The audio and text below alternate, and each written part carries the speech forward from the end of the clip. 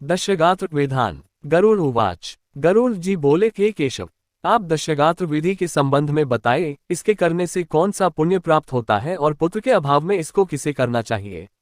श्री भगवान उवाच। श्री भगवान बोले, हे तार्क्ष, अब मैं दशगात्र विधि को तुमसे कहता हूँ, जिसको धारण करने से सत्पुत्र पितृऋण से मुक्त हो जाता है। पुत्र पिता के मरने पर शोक का परित्याग करके धैर्य धारण कर सात्विक भाव से समन्वित होकर पिता का पिंडदान आदि कर्म करे। उसे अश्रुपात नहीं करना चाहिए, क्योंकि बांधवों के द्वारा किए गए अश्रुपात और श्लेष्मपात को विवश होकर पितारूपी प्रेत पान करता है, इसलिए इस समय निरर्थक शोक करके रोना नहीं चाहिए। यदि मनुष्य हजारों वर्ष रात दिन शोक करता रहे तो भी प्राणी कहीं भी दिखाई नहीं पड़ सकता। जिसकी उत्पत्ति हुई है उसकी मृत्यु सुनिश्चित है, और जिसकी मृत्यु हुई है उसका जन्म भी निश्चित है। इसलिए बुद्धिमान को इस अवश्यंभावी जन्म मृत्यु के विषय में शोक नहीं करना चाहिए। ऐसा कोई दैवीय अथवा मानवीय उपाय नहीं है जिसके द्वारा मृत्यु को प्राप्त हुआ व्यक्ति पुनः यहाँ वापस आ सके। अवश्यंभावी भावों का प्रतिकार यदि संभव होता तो नल, राम और युधिष्ठिर महाराज आदि दुख न प्राप्त करते। इस जगत में सदा के लिए किसी का किसी भी व्यक्ति के साथ रहना संभव नहीं है। जब अपने शरीर के साथ भी जीवात्मा का सार्वकालिक संबंध संभव नहीं है तो फिर अन्य जनों के आत्यंतिक सहवास की तो बात ही क्या। जिस प्रकार कोई पथिक छाया का आश्रय लेकर विश्राम करता है और विश्राम करके पुनः चला जाता है, उसी प्रकार प्राणी का संसार में परस्पर मिलन होता है। पुनः प्रारब्ध कर्मों को भोगकर वह अपने गंतव्य को चला जाता है। प्रातःकाल जो भोज्य पदार्थ बनाया जाता है वह सायंकाल नष्ट हो जाता है। ऐसे नष्ट होने वाले अन्न के रस से पुष्ट होने वाले शरीर की नित्यता की कथा ही क्या। पितृमरण से होने वाले दुख के लिए यह पूर्वोक्त विचार औषध स्वरूप है।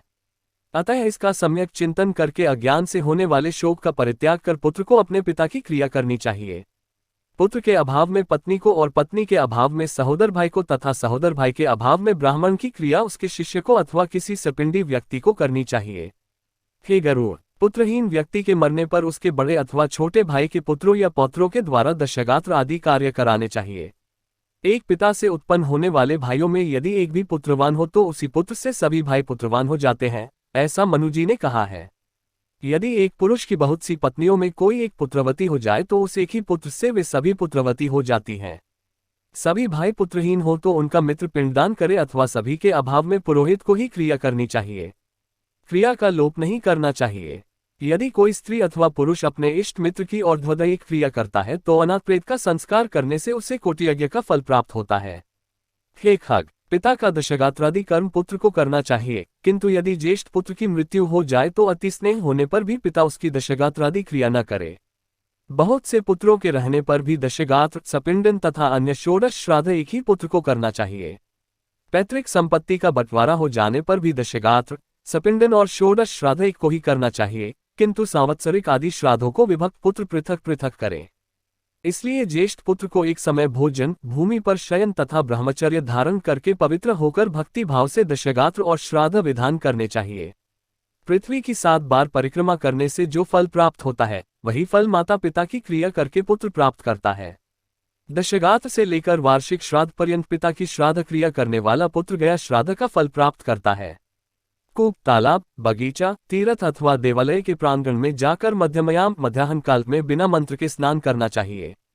पवित्र होकर वृक्ष के मूल में दक्षिणाभिमुख होकर वेदी बनाकर उसे गोबर से लीपे। उस वेदी में पत्ते पर कुश से बने हुए दर्भ में ब्राह्मण को स्थापित करके पाद्यादि से उसका पूजन करे और अतसी पुष्प संकाश पीत्वा सस्मुच्चितम ये नमस्यन्ति गोविंद न तेषा विद्यते भयम इत्यादि मंत्रों से उसे प्रणाम करे। इसके पश्चात उसके आगे पिंड प्रदान करने के लिए कुश का आसन रखकर उसके ऊपर नाम गोत्र का उच्चारण करते हुए पके हुए चावल अथवा जौ की पीठी आटा से बने हुए पिंड को प्रदान करना चाहिए। उशीर, खस, चंदन और भरिंगराज का पुष्प निवेदित करें। धूप, दीप, नैवेद्य, मुखवास, तांबूल, पान तथा दक्षिणा समर्पित करें। तदनंतर काकान, दूध और जल से परिपूर्ण पात्र तथा वर्धमान वृद्धिक्रम से दी जाने वाली जलांजलि प्रदान करते हुए ये कहे कि अमुक नाम के प्रेत के लिए मेरे द्वारा प्रदत्त ये पिंडादि सामग्री प्राप्त हो। अन्न, वस्त्र, जल, द्रव्य अथवा अन्य जो भी वस्तु प्रेत शब्द का उच्चारण करके मृत प्राणी को दी जाती है उससे उसे अनंत फल प्राप्त होता है, अक्षय तृप्ति प्राप्त होती है। इसलिए प्रथम दिन से लेकर सपिंडीकरण के पूर्व स्त्री और पुरुष दोनों के लिए प्रेत शब्द का उच्चारण करना चाहिए। पहले दिन विधिपूर्वक जिस अन्न का पिंड दिया जाता है उसी अन्न से विधिपूर्वक 9 दिन तक पिंडदान करना चाहिए। 9वें दिन सभी सपिंडीजनों को मृत प्राणी के स्वर्ग की कामना से तैलाबगन करना चाहिए और घर के बाहर स्नान करके दूब एवं लावा लेकर स्त्रियों को आगे करके मृत प्राणी के घर जाकर उससे कहे कि दूर्वा के समान आपके कुल की वृद्धि हो तथा लावा के समान आपका कुल विकसित हो। ऐसा कह करके दूर्वा समन्वित लावा को उसके घर में चारों ओर बिखेर दे। हे खगेश्वर, 10वें दिन मांस से पिंडदान करना चाहिए, किंतु कलियुग में मांस से पिंडदान शास्त्रत निषिद्ध होने के कारण मांस उड़द से पिंडदान करना चाहिए। 10वें दिन क्षौकम और बंधु बांधवों को मुंडन कराना चाहिए। क्रिया करने वाले पुत्र को भी पुनः मुंडन कराना चाहिए।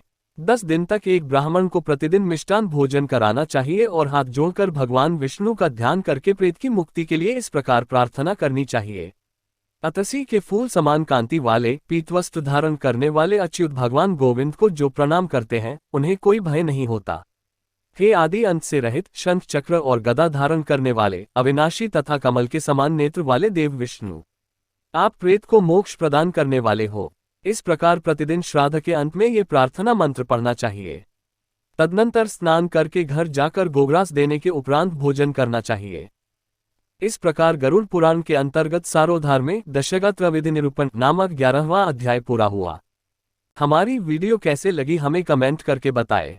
अपना कीमती समय देने के लिए धन्यवाद।